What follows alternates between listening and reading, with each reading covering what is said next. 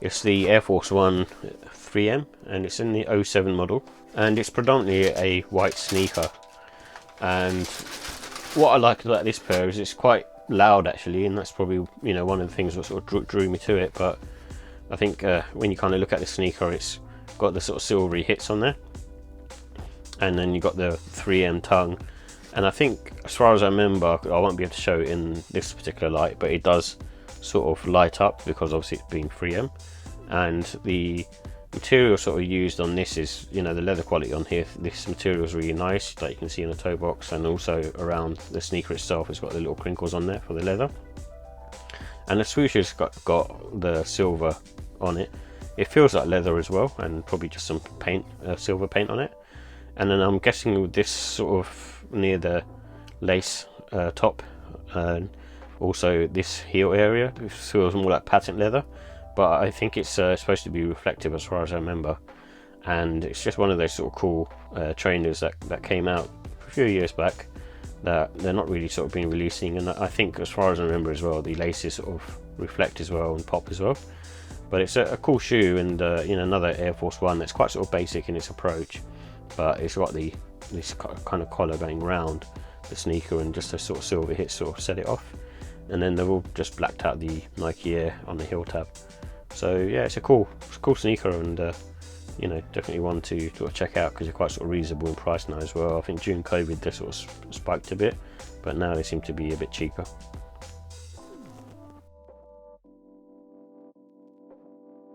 So here's the details for the Air Force One Low 3M Summit White. So it comes in a Summit White and black colourway. And these have a polyurethane cupsole with a 3/4 length air unit in the heel and going towards the forefoot. And it's got all leather materials that have been used. And the price was £110. So with the comfort and sizing, I feel like these are on the medium to firm side. However, they feel slightly more plusher than a Jordan 1, and probably I would say more similar to a Jordan 3. And but however, they're quite sort of flat-footed. They don't have too much sort of arch support, and in that respect they're more like a Jordan 1. And I think the wearing time for these is probably around 4 to 8 hours. It's mainly because of the fact that it's a low cut, and also because the leather sort of is a bit softer on these in general, and it's more the wearing time you need for the midsole and outsole because it's quite thick. And I would recommend going half size down for most people, and especially if you've got small foot or you're sort of in between the lower half size. So but for me, I tend to go true to size on these, as Air Force Ones typically run big. And these have really good grip. So similar to a Jordan 1, they have this sort of radial traction pattern on there, and it works well. And because the shoe is quite sort of flat-footed and quite sort of thick midsole, it does sort of stay very stable. So with the look and style, I do like the light colourway on this. It's just one of those ones where it feels like almost like an all-white Air Force One, but it's got the silver hits on there.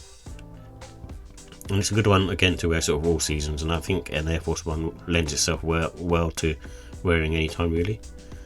And it's a good one to wear sort of casual and also smart casual, even though it's got the silver hits on there. I think you can dress these up sort of smart casual quite well.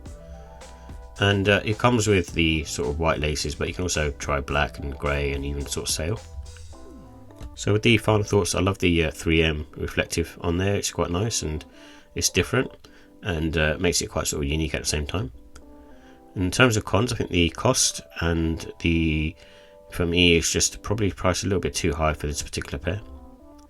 And the heel counter, I think the 3M is a bit much in terms of the way it looks, because it's quite sort of prominent, and I think they probably didn't need that because they have enough on the sort of swoosh and the just above the forefoot area. So with the ratings, I give the look and style for this one a 4 out of 5. I think it's one of those ones, it does look really nice on foot, but I think it's probably just a little detail too much.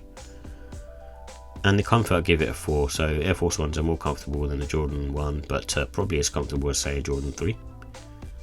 And the quality, I give it a 4. So it's made of sort of nice materials. I think the patent leather is on the heel area is probably what lets it down for me.